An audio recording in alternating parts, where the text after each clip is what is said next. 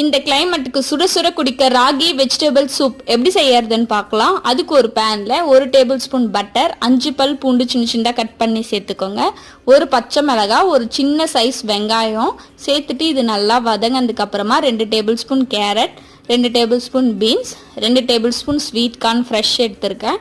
Fresh பச்சை பட்டாணி 2 table spoon சேர்த்துட்டு இது நல்லா வதங்கினதுக்கு அப்புறமா 1/2 டீஸ்பூன் மிளகுத்தூள், 1/2 டீஸ்பூன் உப்பு சேர்த்துட்டு 2 கப் அளவுக்கு தண்ணி சேர்த்துட்டு இது நல்லா மூடி போட்டு கொதிக்கிற கேப்பில் ஒரு பவுலில் 1 டேபிள் ஸ்பூன் ராகி மாவு சேர்த்துட்டு அதில் தண்ணி சேர்த்து நல்லா கட்டி இல்லாமல் இந்த மாதிரி கரைச்சி எடுத்துக்கோங்க.